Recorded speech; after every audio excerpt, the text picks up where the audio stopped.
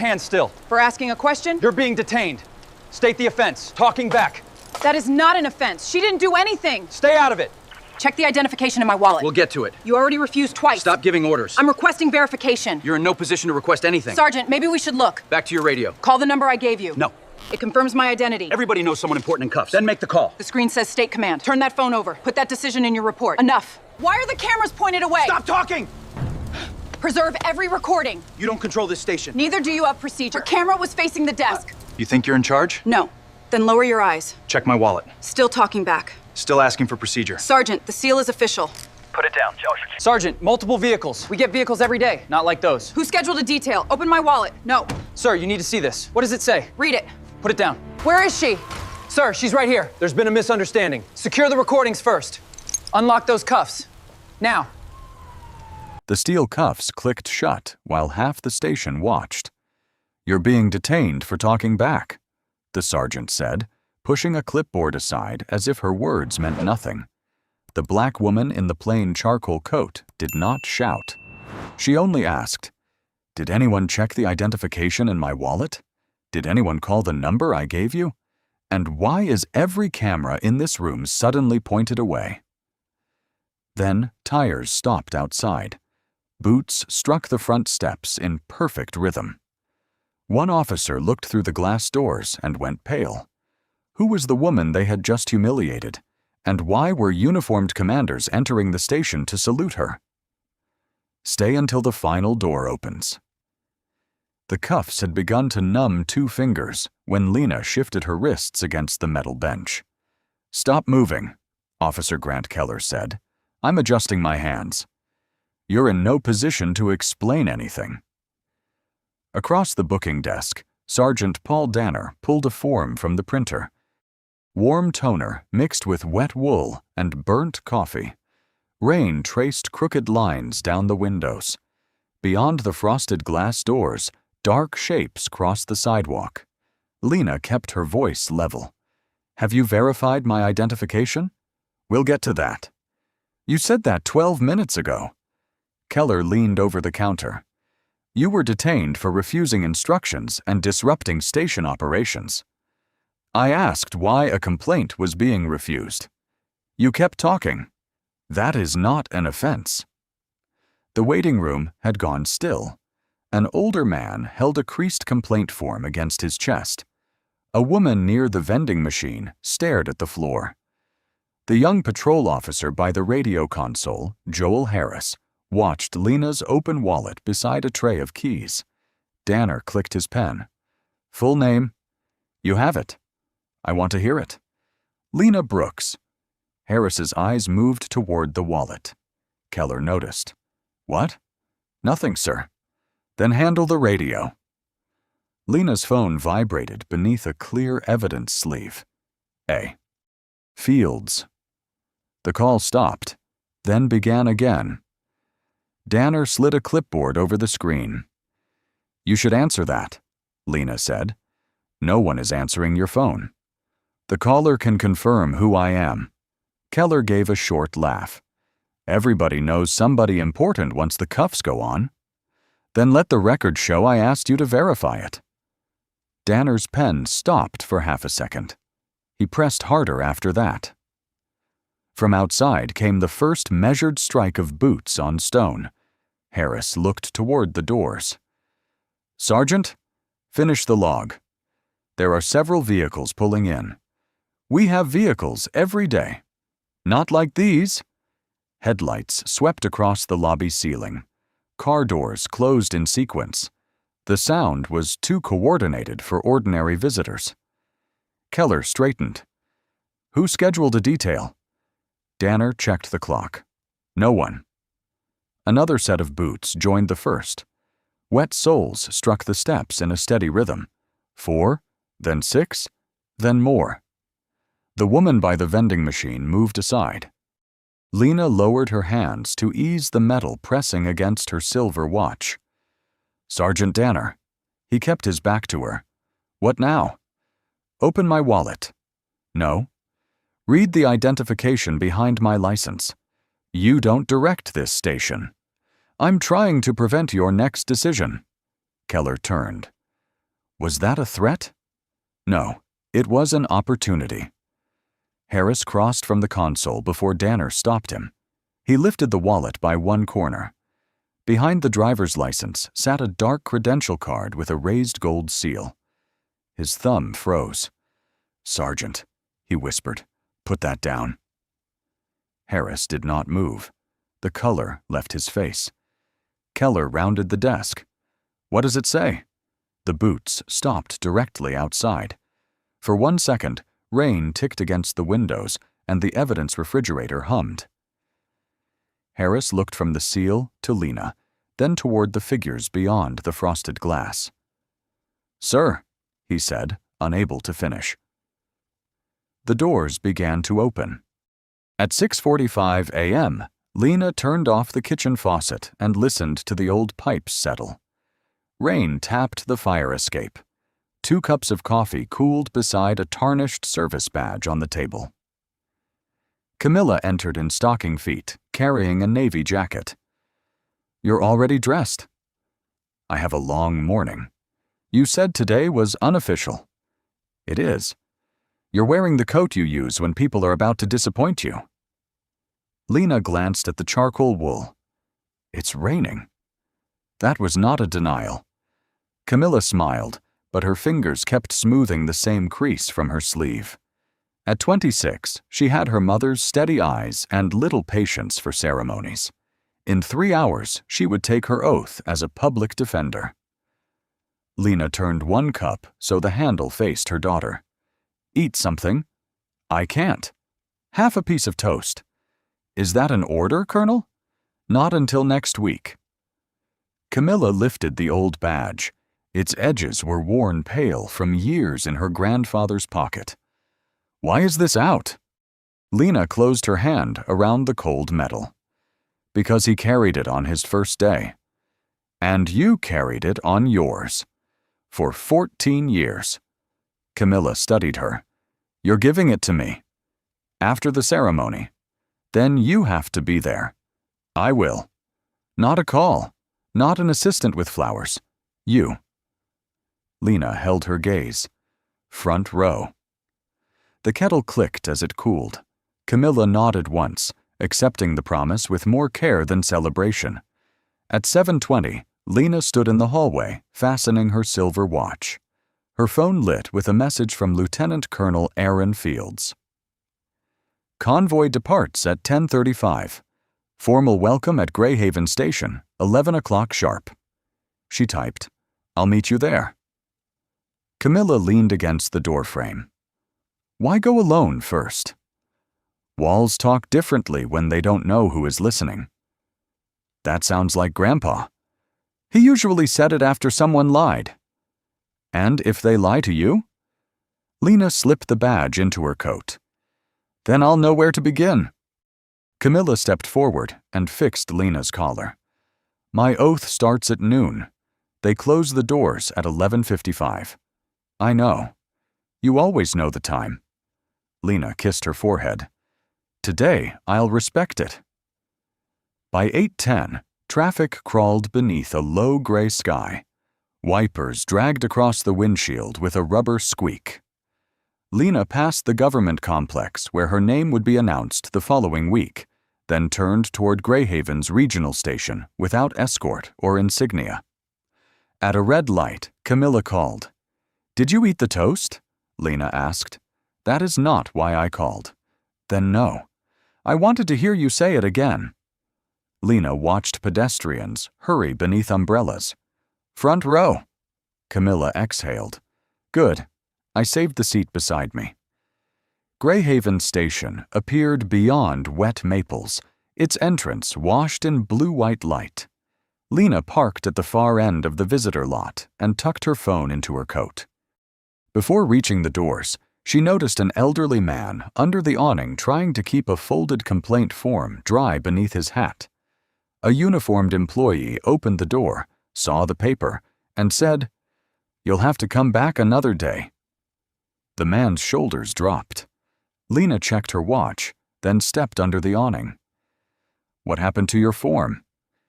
"They said the form was wrong," the man answered.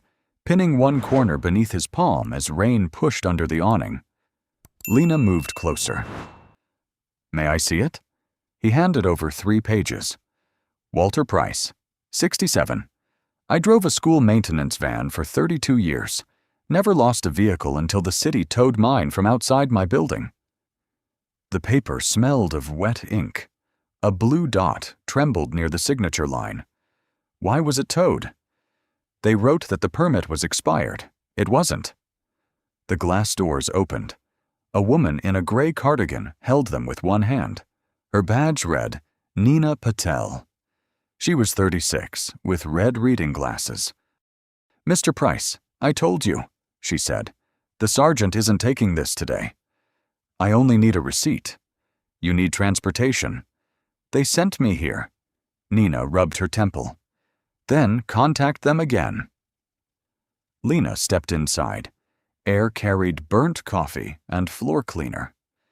"Is this the complaint desk?" Nina looked at the dripping papers. "Yes." "Then why can't he file?" "Wrong department." Walter opened the second page. "Your officer signed the tow order." Nina lowered her voice. "Please don't make this harder." "For whom?" Lena asked. Her eyes flicked toward a corridor marked Authorized Personnel. "Are you an attorney?" "No." "Family?" "No." "Then let Mr. Price handle his business." Walter tightened his grip. "She's helping me read it." Lena turned the top sheet toward Nina. Section 4 allows any member of the public to submit a complaint in person. The receiving employee records the date, gives a tracking number, and forwards it. Nina stared at her. "Where did you get that?" Bottom of the page. Only the ceiling vent rattled. 2 visitors shifted on plastic chairs. A patrol officer at the radio desk glanced over, then looked away. Nina took the form, but did not stamp it. Sergeant Danner said complaints involving his shift go through him first. "Is he available?"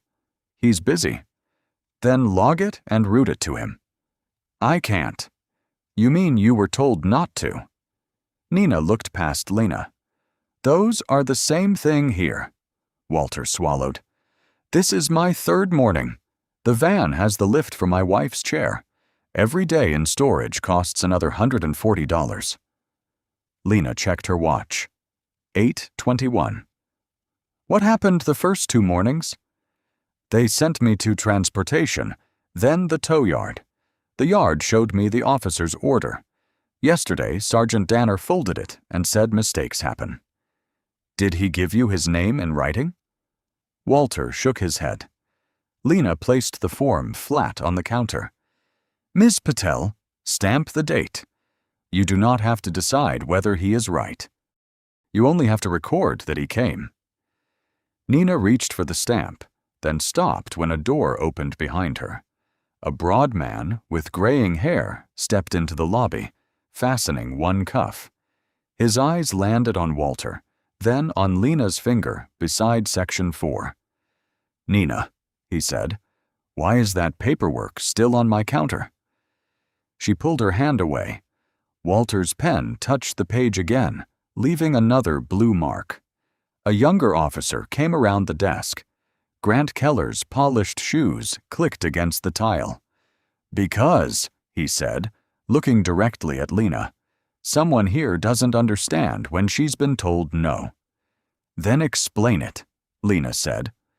Grant Keller stopped 3 feet from her, rain shining on his shoulders. Sergeant Paul Danner watched from the corridor. Keller pointed toward the visitor chairs.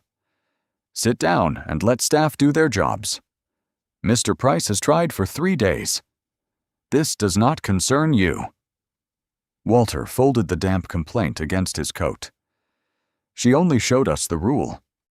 "I'm speaking to her," Keller said. A woman lowered her phone, its camera still facing the counter. Nina Patel kept both hands beside the date stamp. Lena checked the clock. 8:24. "What rule prevents him from receiving a tracking number?" Keller smiled. "You enjoy hearing yourself talk?" "No, I prefer answers. A chair scraped. No one stood. You walked in and started issuing instructions.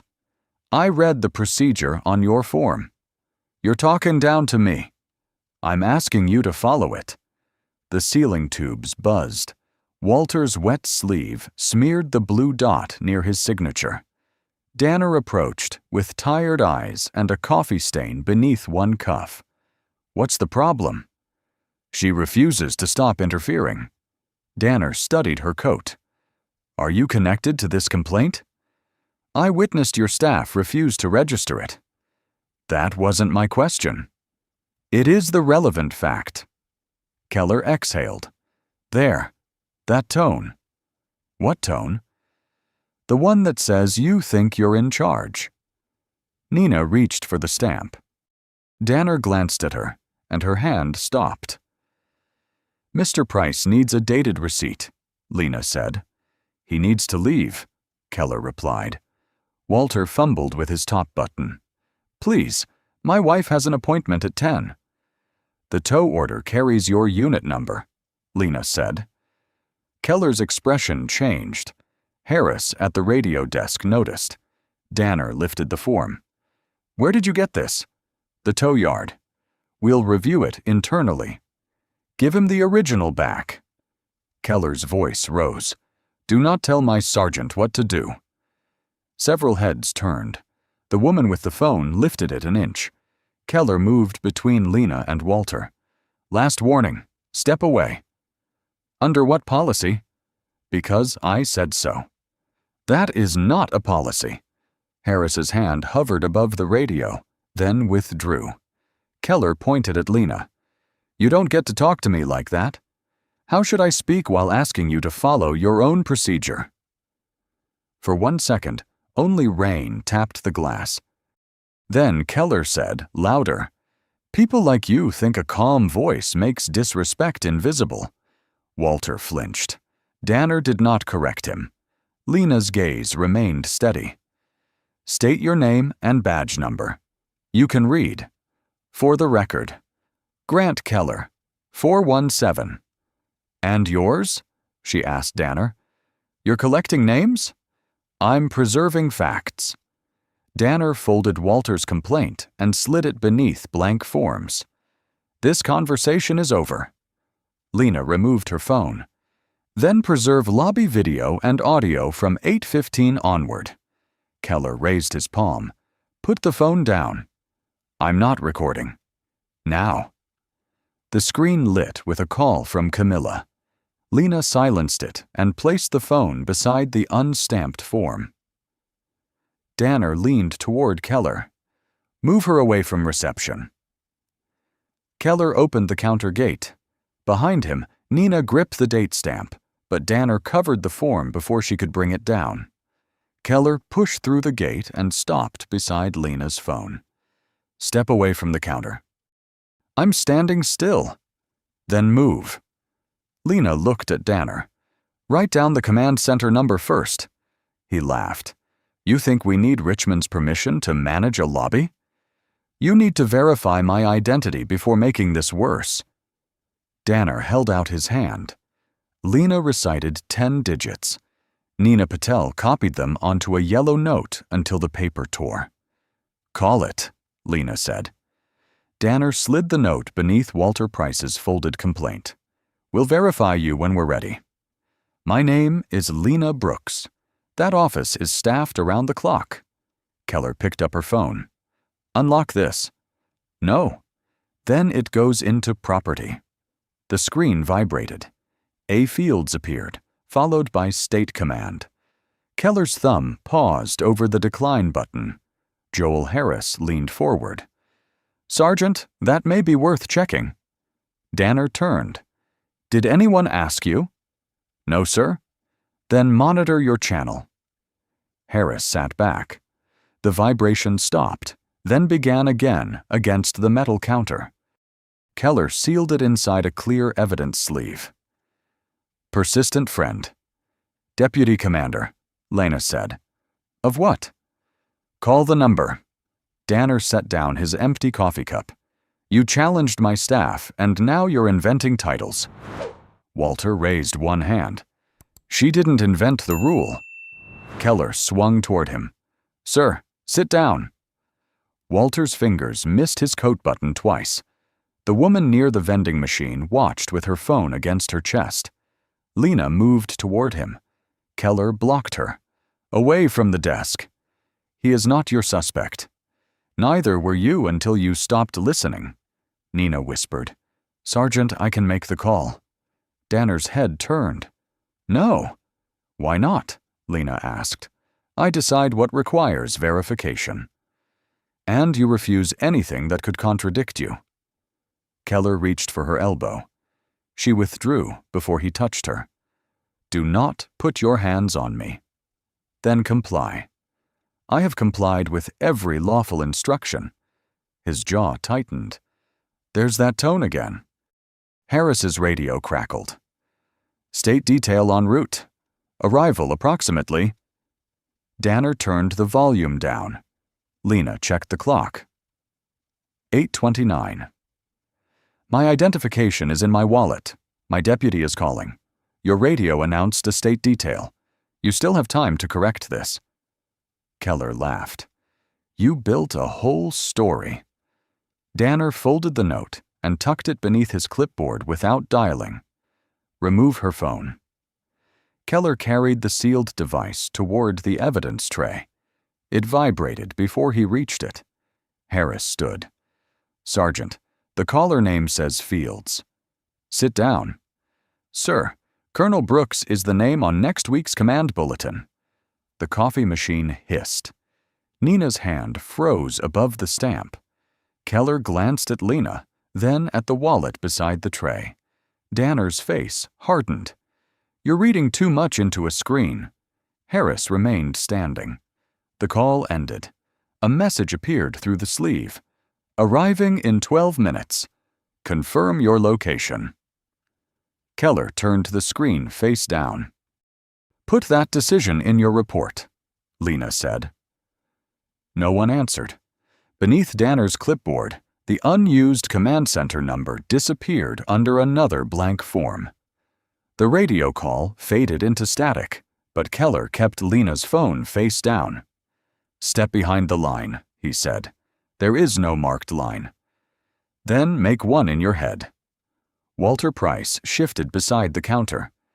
Officer, she hasn't done anything. Keller looked past Lena. One more interruption and you'll be removed too. Walter's complaint trembled in both hands. Lena turned to Danner. Preserve the lobby video from 8:15 onward. Danner tapped his clipboard. You don't issue evidence orders here. I'm giving notice that the recording may become relevant. To what? To your refusal to accept a complaint and verify identification. Nina lowered the date stamp.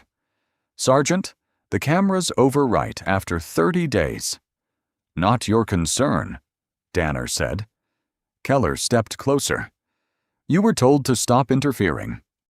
I was told to stop speaking. Same difference today. Joel Harris rose halfway from his chair. Sir, sit down, Danner snapped. Harris obeyed, but his hand reached toward his body camera. A red light blinked. Keller pointed toward the waiting area. Move! Lena stepped beside Walter. Mr. Price, keep your copy.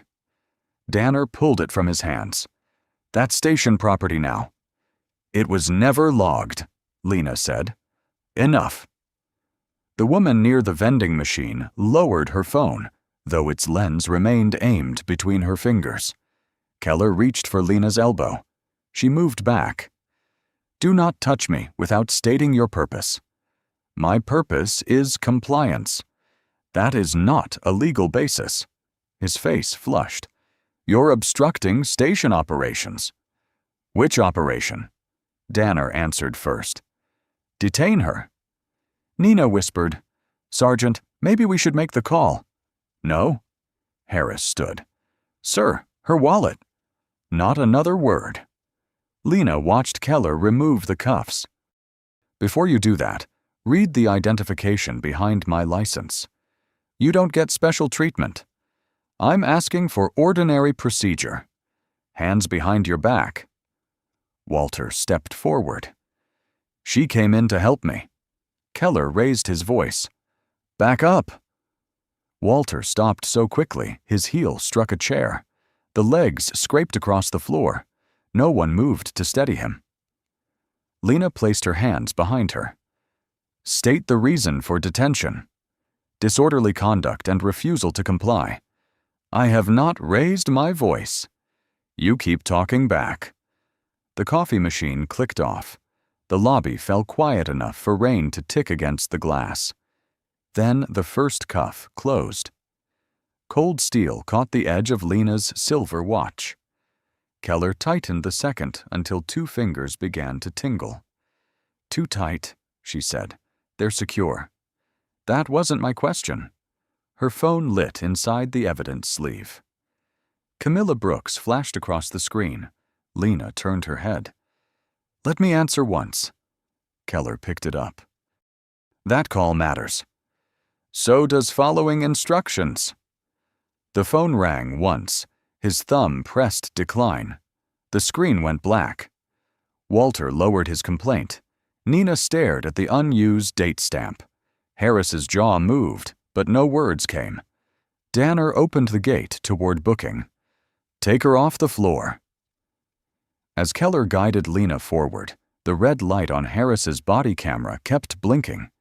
Behind them, the command center number remained trapped beneath Danner's clipboard. The interview room door shut hard. Keller removed 1 cuff from Lena's wrist and fastened it through a steel ring beneath the table. The room was colder than the lobby. A vent pushed stale air across her neck, and the fluorescent panel flickered. Sit. I am sitting. Then stop making this difficult. Lena rested her free hand on the scarred tabletop. Through the narrow window, she saw a strip of corridor and Danner's gray sleeve. My phone, she said. It's evidence. Of what? You'll find out when the paperwork is done. A muffled vibration sounded outside. Then Camilla's voice leaked through the evidence sleeve. Mom, they're opening the courtroom now. I saved your seat. Call me when you park. The message ended. Lena's fingers tightened once around the chain beneath the table. She checked her watch. 8:36. Keller glanced at the door. Family event? Yes. You should have thought about that before causing a scene. I did. He looked away first.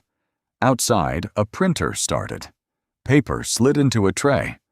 Danner spoke in a low voice, but the door had not latched. Write that she became confrontational after repeated instructions. She never raised her voice, Keller said. Confrontational doesn't mean loud. What about the complaint? Not relevant. And the wallet. A pause. We'll inventory it after booking. Lena leaned toward the gap. You already handled it. The door opened. Danner stepped inside and shut it with his heel. You don't listen well, he said. The door carries sound. He placed a blank statement form on the table. Coffee and rain clung to his uniform. Officer Keller gave you several chances to leave. He ordered Mr. Price out without a receipt. This is about you. No. That is why I am here. Danner bent over the table. Answer basic questions. We finish the citation, and maybe you still make your appointment. Lena looked at the empty line marked Subject's Account. Verify my identification. We're past that. You chose to be. His mouth tightened. Joel Harris appeared at the window carrying Lena's open wallet. The raised seal behind her license caught the light. Sergeant, you need to see this. Danner opened the door only wide enough to block him. Put it in property. Sir, the credential says. Property. Now. Harris held it a moment longer. His body camera light blinked red against the glass. Keller came behind him. Joel, don't make this your problem. Harris looked through the window at Lena. She did not ask for help. That made his hesitation worse. Danner took the wallet and snapped it closed. Turn off your camera in administrative areas. It was activated in the lobby. Mark the lobby segment routine and end it. The detention is still active. Danner lowered his voice. Do you want field training next month or not? Harris's hand hovered near the camera button. He stepped back without pressing it. Inside, Lena's phone vibrated again. No voice followed. Danner placed the wallet beyond her reach. Last chance to make this simple. Lena looked at the form, then at the pale band where the cuff had shifted her watch. Simple for whom? Danner sat opposite her and uncapped his pen. For everyone who wants that door opened. Danner slid the statement form closer. Sign here, and we can end this. Lena read the first line. Voluntary acknowledgement of disruptive conduct. You wrote this before asking for my account. I wrote what happened. You wrote what protects you. His pen hovered above the empty signature line. Keller stood beside the door. You sign, we remove the cuff, give you a warning, and you walk out. With my complaint? There is no complaint, Danner said.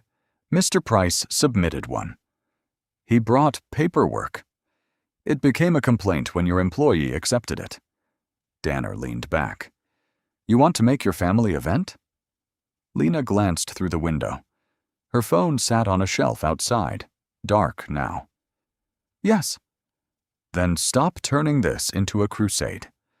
I'm asking you not to erase why I was detained. Keller folded his arms. No one is erasing anything. Then preserve the lobby cameras from 8:15 onward.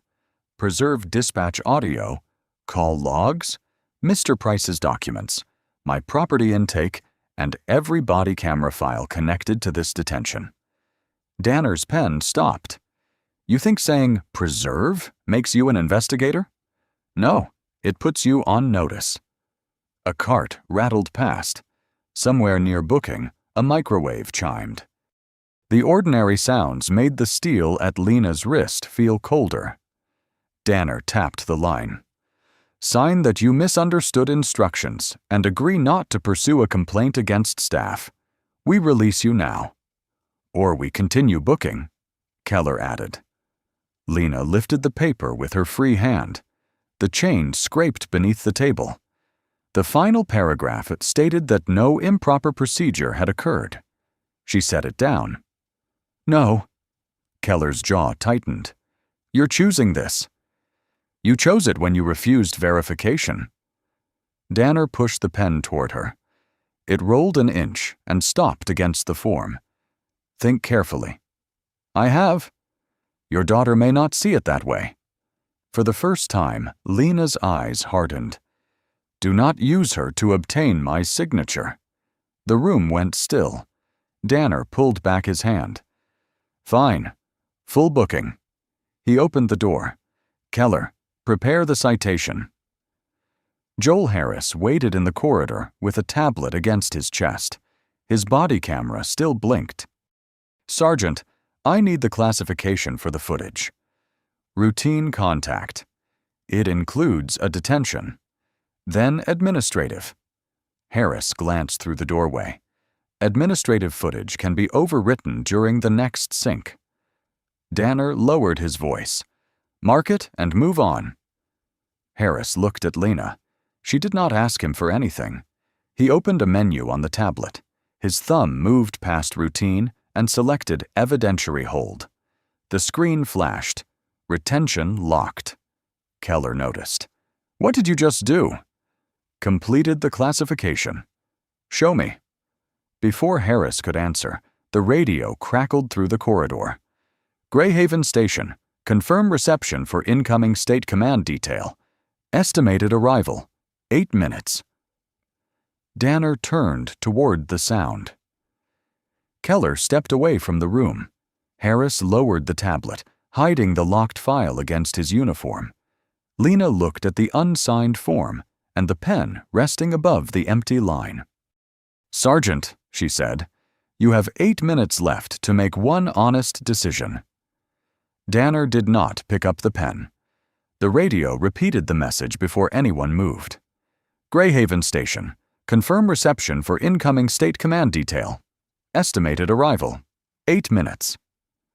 Danner snatched the handset. "Purpose of visit?" Static cracked. "Formal welcome for Colonel Lena Brooks. Lieutenant Colonel Fields requests confirmation that she is on site." Keller looked through the interview room window.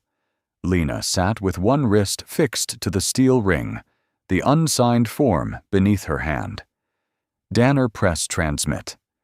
"There must be an error." "No error, Sergeant. The convoy is approaching." Harris lowered his tablet. "Sir, the name matches." "You will not speculate in front of a detainee." Keller pulled the door nearly shut.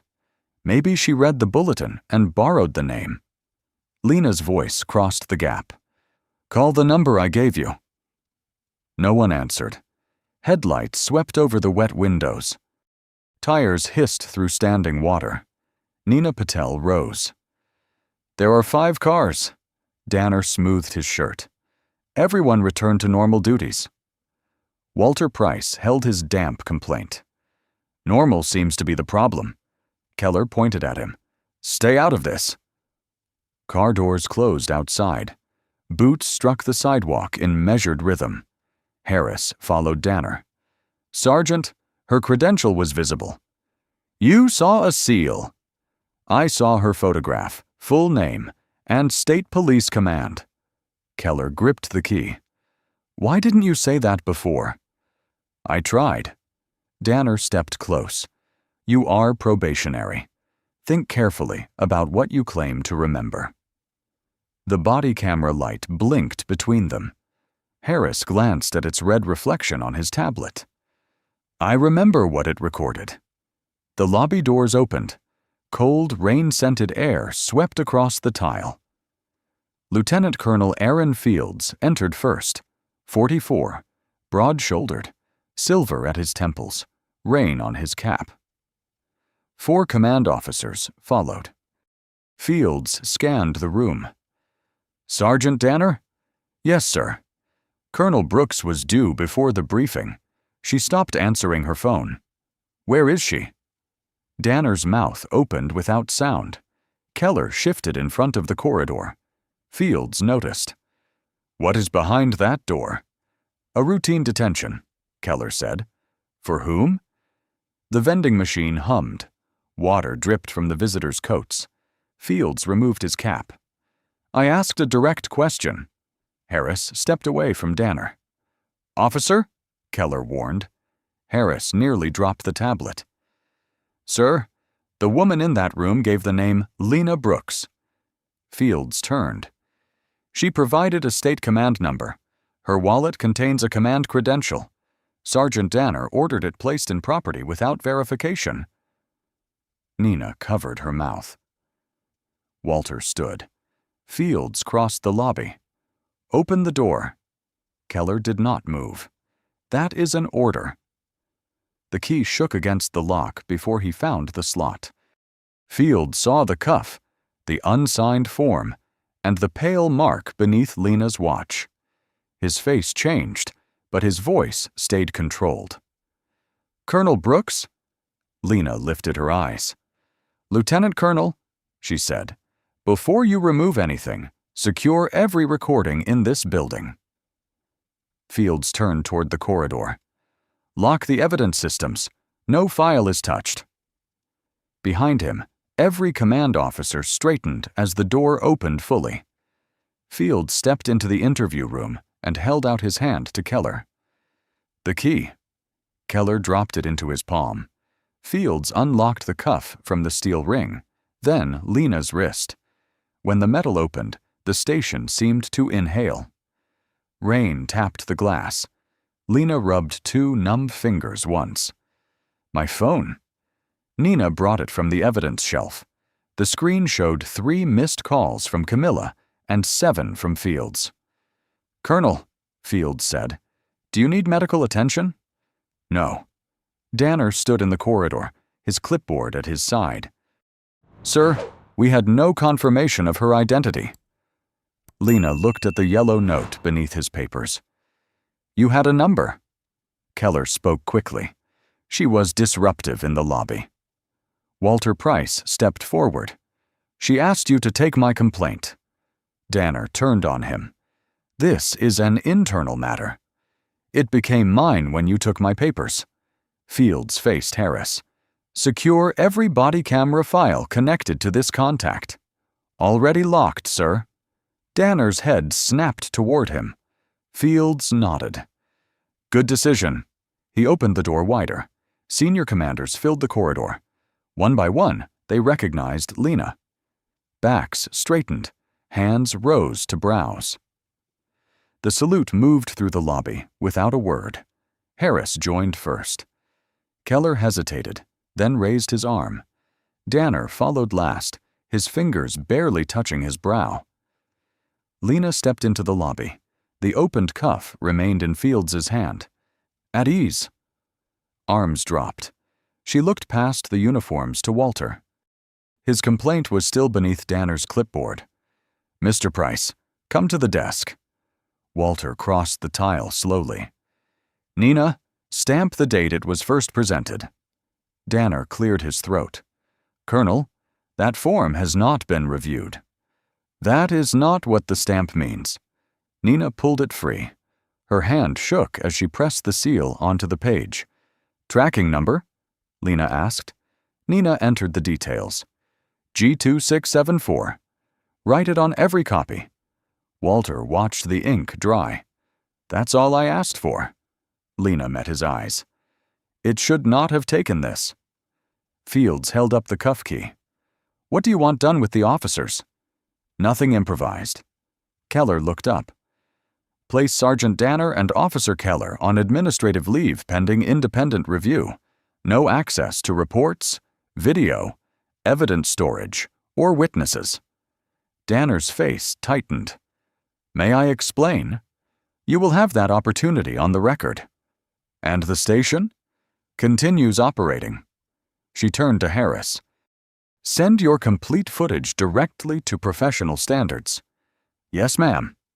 "Nina, preserve the complaint log, including rejected entries." Nina swallowed.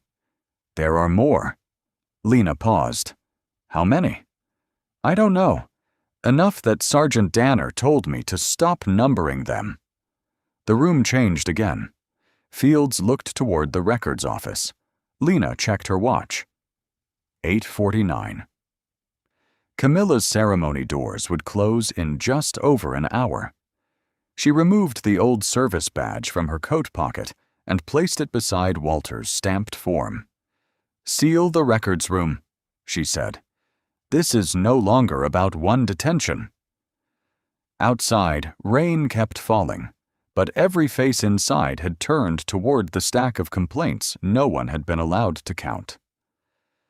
By 10:42, evidence seals crossed the records room door, and every booking monitor was dark except one.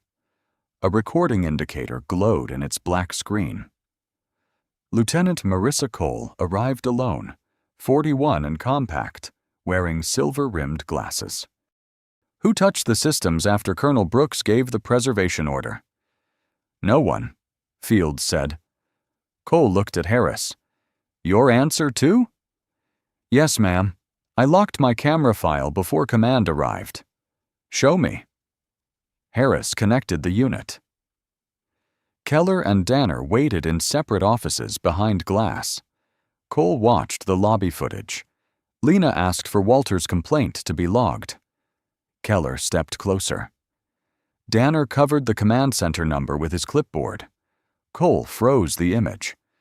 Danner's note says no verification information was provided. Fields folded his arms. "You can see the number." "I can see him hide it." Lena's phone lit. "Camilla, doors close at 11:55. Are you coming?" Lena turned it face down. Cole noticed. "Colonel, I need your statement before you leave." "How long?" "As long as accuracy takes." Lena hung her coat. "Begin." Cole placed Harris's camera, the lobby export, and a recorder on the table. The red light reflected in the dark monitor behind her. What did you request first? A tracking number for Walter Price. Then, verification of my identity. Did you state your rank? No. Why not? Procedure should not depend on rank. At 11:18, Nina brought the complaint log. Several entries had no numbers.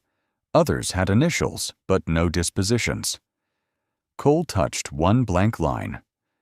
Who ordered this? Sergeant Danner. How often? Nina gripped her cardigan. Whenever a complaint involved his shift. Did Keller know? He brought me some. Cole closed the book. That opens a second investigation.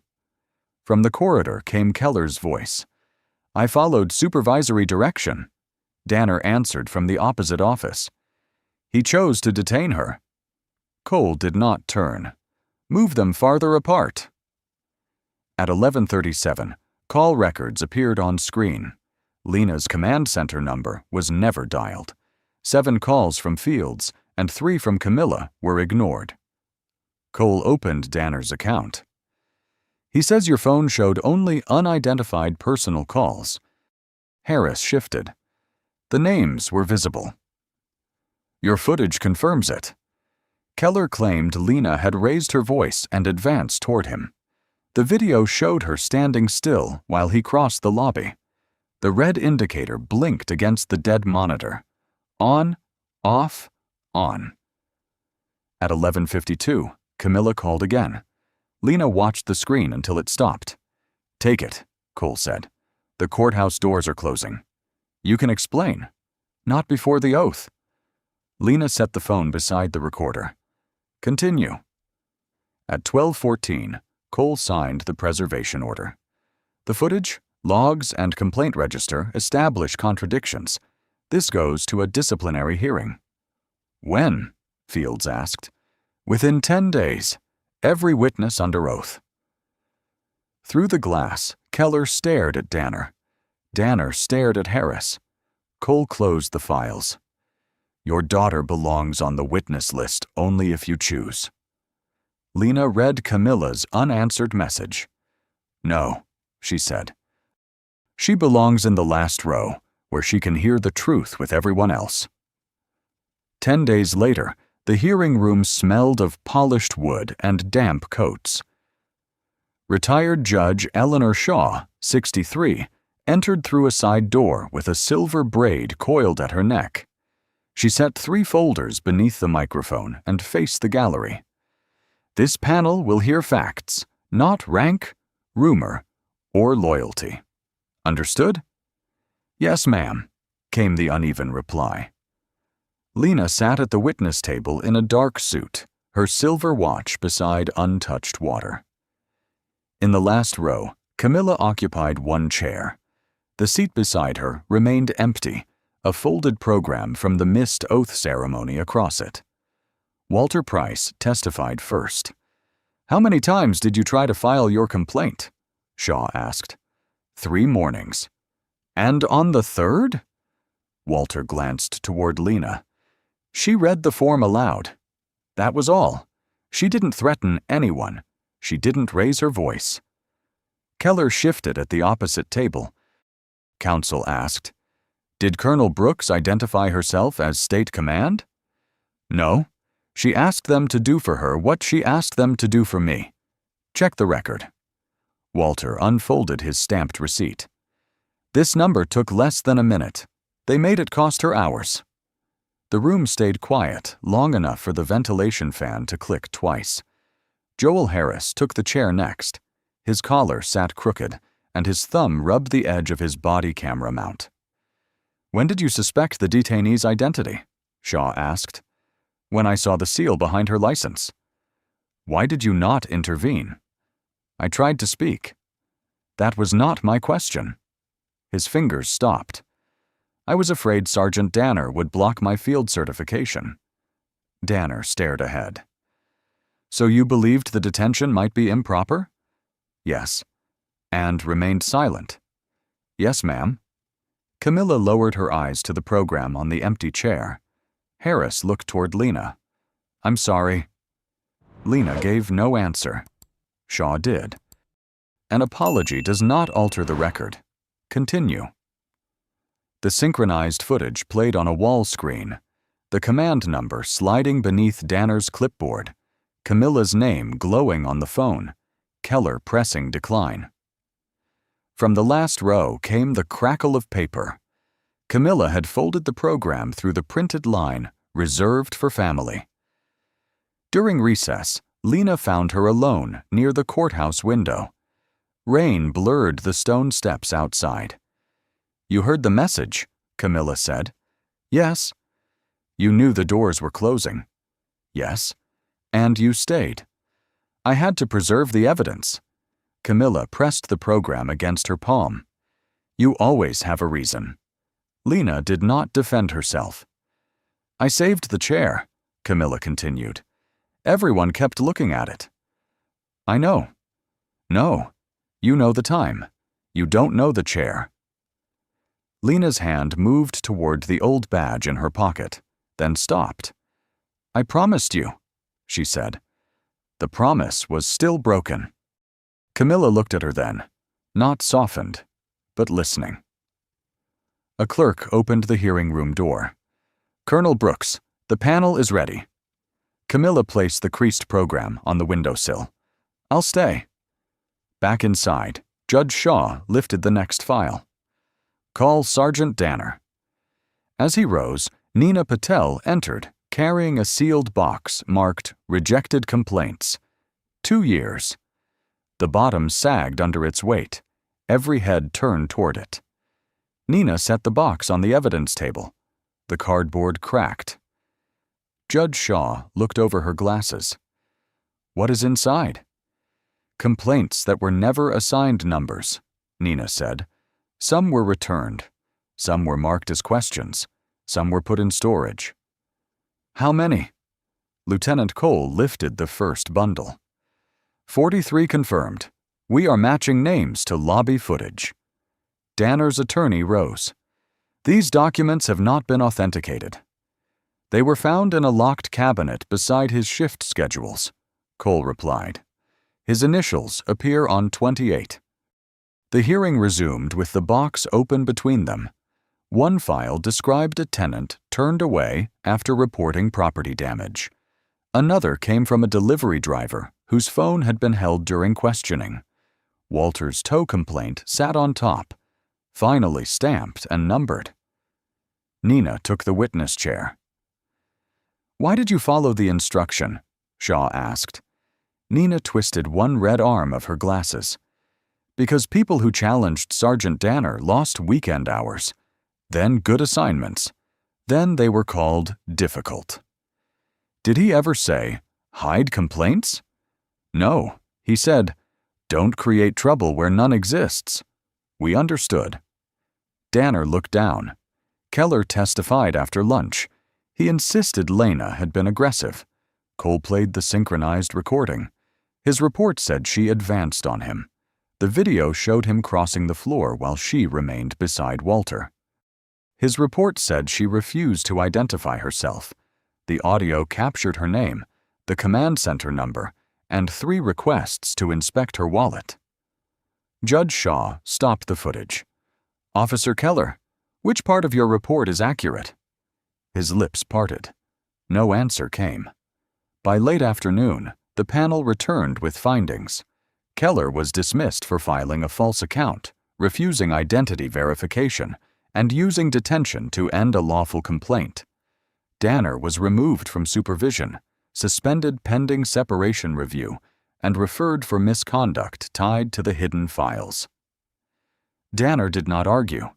He walked to his office under escort and stared at the brass plate that read "Shift Sergeant." His fingers slipped twice beneath the edge before it came free. Harris waited in the corridor. "I should have spoken sooner," he said. Danner placed the plate in a drawer. "You protected yourself." Harris shook his head. "No, I protected the recording. I left her in that room." Across the hall, Nina signed a corrected statement for every complaint she could identify. Her job would continue under review, as would Harris's, because both had preserved evidence and testified fully. Neither looked relieved. Camilla stood near the exit, holding the creased ceremony program. Lena joined her without touching the space between them. "Is it over?" Camilla asked. "For them, today? And for everyone in that box?" "No." Fields approached with Cole and the audit summary. "The same pattern appears in 2 neighboring stations." Lena read the page. Dates, initials, missing numbers. "How many regions use this intake system?" she asked. "All of them," Fields said. Behind the glass, Danner closed his drawer over the removed nameplate. Lena handed the summary back. "Then tomorrow, we stop treating this as one station's failure." At 7:30 the next morning, Lena stood before a wall of complaint forms in the State Command Conference Room. "Every station uses a different intake shortcut," Fields said. "Some are harmless, some are not. Then remove the shortcuts." Daniel Reeves, 52, an independent ombudsman, set a black notebook beside the audit files. He wore no uniform and clicked his pen at evasions. "Supervisors will call it bureaucracy," he said. Lena slid Walter Price's stamped receipt to the center. A receipt should not require courage. By noon, the draft policy covered 6 pages. Every complaint made in person, by phone, or online would receive a tracking number before review. Identification had to be checked promptly. Any disputed detention would trigger automatic preservation of video, dispatch audio, call logs, and property records. Fields tapped the whistleblower section. "You are protecting probationary officers from their own chain of command. I am protecting the record from fear. And if someone files nonsense, register it, then decide what it is." Reeves underlined the sentence. 3 days later, station commanders filled a training hall that smelled of wet coats and fresh toner.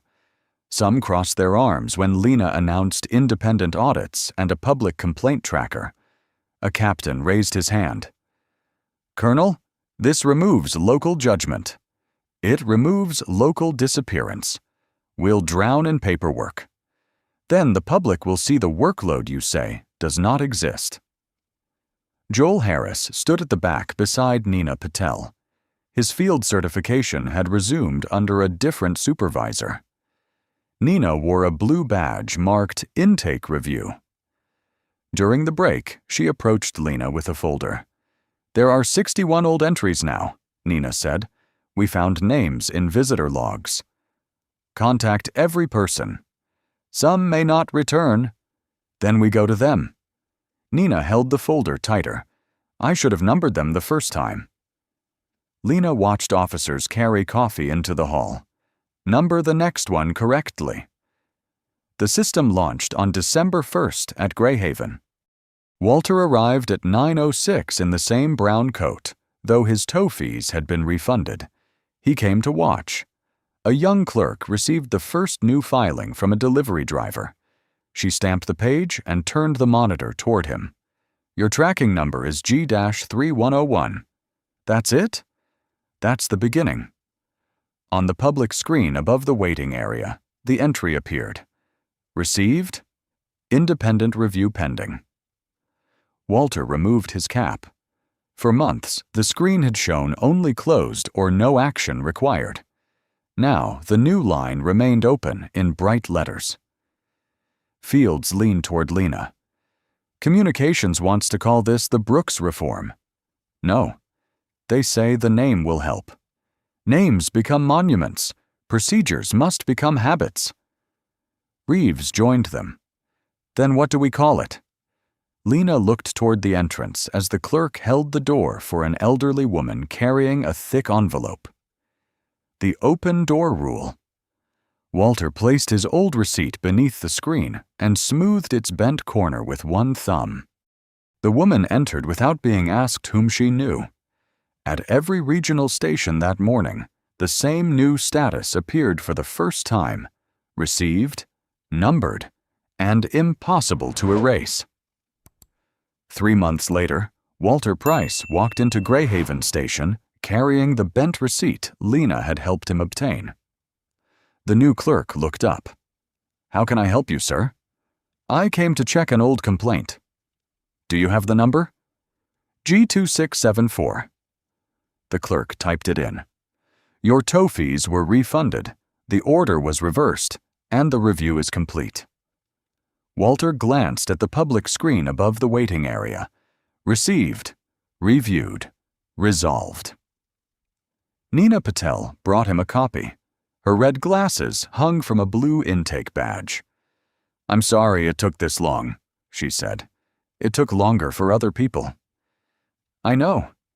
Behind her, a notice listed the ombudsman's number and the right to receive a tracking code. No complaint could close without a written reason. Joel Harris crossed the lobby in a training officer's jacket. "My field certification came through." Walter studied him. "You speaking faster these days?" "When it matters." Across the state, 43 hidden complaints had reopened. 2 produced formal discipline. 11 required new interviews. The rest ended with findings sent to people once told there was nothing to record. Danner lost his supervisory rank and left after review. Keller's dismissal was upheld.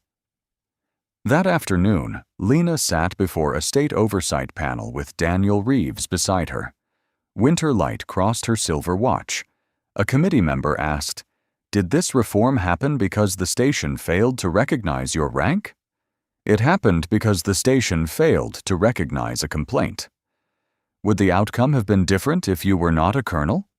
She remembered Walter's shaking pen and Camilla's unanswered call. "Yes," Lena said. "That is the problem. The open door rule became permanent before spring." Every region published quarterly numbers. Probationary officers could preserve footage without command approval. Civilian intake staff gained protection when they challenged an order. The first audit showed fewer missing records, but more complaints, because more people were finally counted. On April 18th, Lena reached the courthouse 40 minutes early. Camilla stood in a robing room before her first full argument. She checked the clock. "You're early." "I know." "That must be painful." "A little." Then she noticed the narrow blue ribbon in Lena's hand. The old service badge hung from it, polished but worn at the edges. "I thought you were saving that for my oath." "I was." "You missed it." "I did." Lena placed the ribbon across her daughter's palms. "So I brought it to the day I could keep." Camilla traced her grandfather's number. She tied the ribbon inside her briefcase, above the creased program from the missed ceremony. "Front row?" she asked. "Front row." That evening, Lena returned to Greyhaven without warning. Officers straightened. Harris saluted, and the others followed. Lena looked toward the open doorway, where an older woman waited with a thick envelope pressed to her coat. "At ease," Lena said. She pointed to the empty chair at the intake desk. "Listen to her first." The officers lowered their hands. Nina turned the chair toward the visitor. Walter's first tracking receipt remained framed beside the public screen, not as a trophy, but as the first line that had stayed visible. Outside, rain touched the glass softly. The door remained open. Have you ever watched someone's complaint get ignored because the people in charge assumed no one would challenge them? Share what happened in the comments, especially if one quiet decision helped the truth remain on record. Pass this story to someone who believes dignity should never depend on a title, uniform, or connection. Subscribe for more stories about justice, quiet resilience, and the difficult work of changing systems instead of simply punishing individuals. And remember the person still waiting near an open door. Sometimes support begins with listening, preserving one piece of evidence, or refusing to let a name disappear from a page.